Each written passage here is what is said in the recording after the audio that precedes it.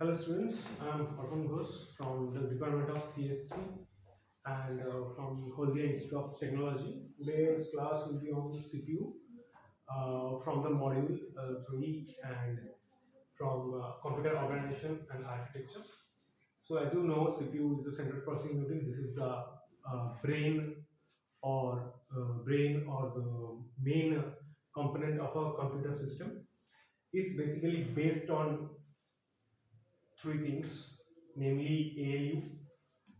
This is a control unit, and these are few memories, and which includes some registers and other internal memories. And in register there are two things: SPS and GPS, special purpose registers and general purpose registers. So CPU actually performs all the operations in the computer, and it's basically performs in micro operations. So coming to the next slide, there are few terms related to CPU. That's how we can judge this. This is first one is CPU cycle. CPU cycle is nothing but the time it takes to perform one micro operation. Micro operation is nothing but operations that are split into another several other operations, which in terms of it comes in terms of several other instructions and other thing. So next is clock speed. Clock speed is nothing but the number of cycles or number of micro operations executed uh, under 1 second by the CPU. And for example, suppose this is here written 1 gigahertz is 3.1 billion, 3.2 billion cycle per second. That means it gives us a 1 gigahertz of speed, clock speed. Clock rate is nothing but 1 by the cycle time or CPU cycle time, which also called the frequency of the computer. Fourth thing is CPI, cycle per instruction. That is the number of cycle required to execute an instruction. Suppose there is an instruction, it's split into the 8 different micro operations.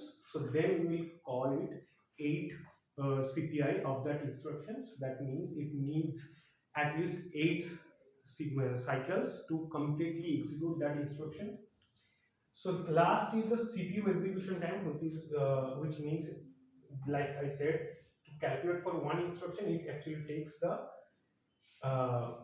cycles per instruction and one cycle time. If we multiply that, we will get that is T, and for n instruction, that is your Tn, which is nothing but CPI one cycle time into n. And finally, if we try to represent this with clock rate, then we will be written as like CPI into n by the clock rate. Okay. So here is a small little problem to understand all those things, which is let's consider a computing machine for which there are some different category of instructions, suppose ALU, load and store, branch, others, and they have a percentage of occurrence like 14, 10, 39 and 3, and each one has the number of cycle per instructions, namely 1, 3 and 4, 5. Here we have to calculate the CPI average for this machine, and which is the following performance recorded when executing the branch of the program, and assuming that the clock rate of the program is 200 megahertz. So the solution will be like this: if we assume that the total number of instructions is 200, then this will be the total number of instruction and cycles that will be needing for this machine, namely. So it will come down as total number of cycles is 498, and the average CPI will be 2.49. Why average we do? Because uh, every microprocessor doesn't need the same time to execute. It can be different. That is why every time we measure it as a CPI average. So next thing is the calculation of the how we can measure the performance of a CPU. So here two things. First thing is MIPS, which is called million instruction per seconds. If it's million instruction per second, in the sense if CPU is actually performing a million instruction in a second, then it will be called as MIPS. Like I said here, MIPS is actually for the number n instruction, it will be like n by t into 10 to the power 6, that is a 1 million, and n by n into CPI, that's the way it is the calculation, or it is the representation with different CPU variables like n into CPI average, CPI cycle, and 10 to the millions. And coming down to that, that will be, if I omit this n, then 1 by CPI average, CPU cycle, and 10 to the power 6. And if we represent it with clock rate, then it will be clock rate by CPI average into 10 to the power 6, just because the 1 by CPU cycle means the clock rate. Next thing is flop, that represents floating point operation per seconds. As you know, now in the modern computers, everything is calculation gone under these flops. Okay, so why I need flops? Just because MIPS cannot give you the actual results while comparing to both or two different computers. In that case, we have to take flops to measure that. That is why flops become more important than MIPS. So if you see, there is another problem I have given here where two processors are there, P1 and P2, which are executing same type of instruction set and assuming under the identical conditions, and for the same input program going on, the P2 takes 25% less time but incurs 20% more CPI, that is the clock cycle instruction, as compared to the program running on PI. If the clock frequency of P1 is 1 GHz, then the clock frequency of P2 is, that active clock frequency is nothing but the clock rate. So this is the solution here. So as you can see, we have given in a chart format. So this is the thing for the P1, this is the thing for the P2, and this is the relation as mentioned in the question. So name of the instruction, as you can see, that is similar written on the question. Execution time is also 25% less as they said, that is why it is C2 is equal to 0.7591. CPI is C1 and C2, that is C2 equals to 1.2, that takes 20% extra time. C1 and frequencies F1 and F2 bit has to be calculated. F1 is 1 GHz. That is the relation so far we have got from the question. So if I see that T is the time to execute, that is N into CPI average by clock rate from the previous thing, or we can write it as N equals to T by T into clock rate into CPI average. And now if I calculate this, we will get F2 equals to 1.6 GHz. That's the way it is. That's the way we can use calculate different PCs, different performance of different PCs. So now the topic comes to ALU. We all know that this means arithmetic logic unit, which is a main component or main part under the CPU, and it's always perform the arithmetic and logic operation, and sometimes the bit shifting operations are there. So this is the basic part. These have the inputs. We can have sign and zero there, and there are some function codes to control the CPU, which way we are actually wanted to perform, which operation we need to perform, and then we finally get the result. So ALU perform multiple operations, like I said, different logic performance or arithmetic performance, and it also needs some function codes to control the all thing. So next is the data part that explains how a total thing works and how a ALU performs. This is a chart. Okay. So as you can see, these are few registers. These are the special purpose registers, namely instruction registers, address registers. These are two data registers D1 and D2, and this is a program counter. Okay, this actually tells us the address of the next instruction to be executed or some data. These are two multiplexer I have used here.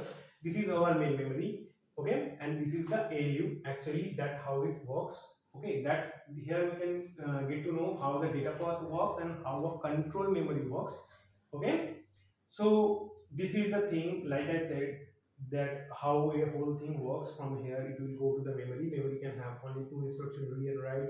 It can also send data to the multiplexer, and accordingly it can come to the several other registers. Okay, instruction fetch or something like that.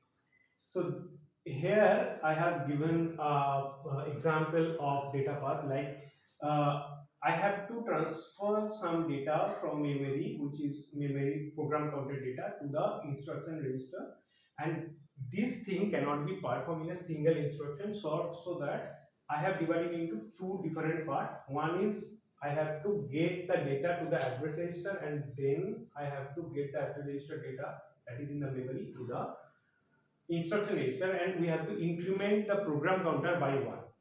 So these components can be performed only one operation at the time.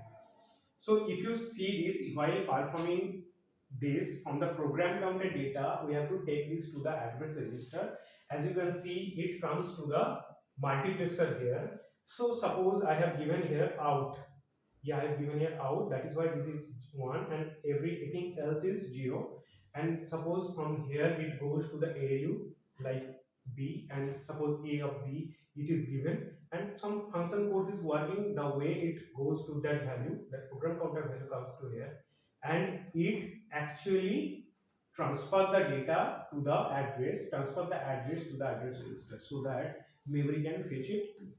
So the next thing, this is one thing, and as the data is address is actually getting into the address register, that is why here the point is given 1. That is why two things are happening. So in the next part, if you see here, two things are in the next step. Two things are performing. One is I have to get this register address which is present in the address register, and I have to bring it to the instruction register, and we have to increment the program counter. So from here, one should be written here. Here I must write here 1. So from here it will go to the memory, and memory will read this, and it will give access to the multiplexer 2. And while it's coming out from here, suppose select line is given 1, so it's coming out 0 for it coming out, and through the internal data bus it will come and it will directly go to the instruction register. And once it is done, there will be an incrementer for the program counter that will increment the program counter value, which is the address of the next instruction.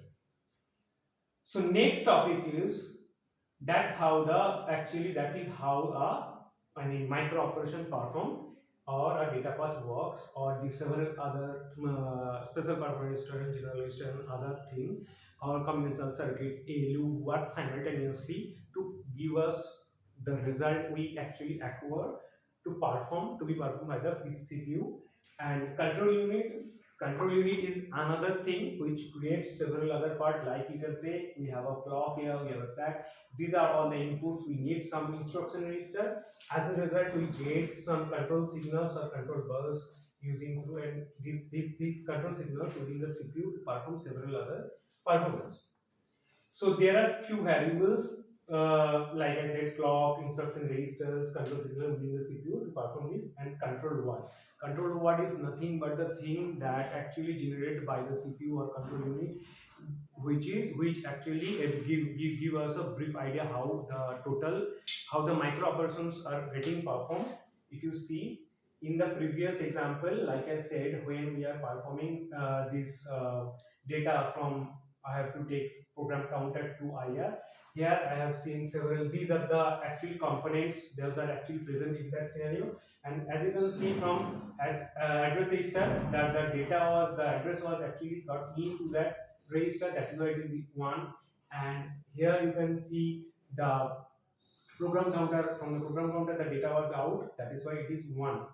So that is how the whole data actually works. This is the multiplexer for which data was passed through it to the actual data, and this is the code for the function code for the ALU. That's how it performs to get the actual data.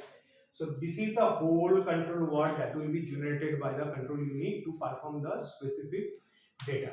So this is the way control word continuously generate and stored somewhere in the memory, and simultaneously it will fetch the data for purpose it needs to serve. Okay.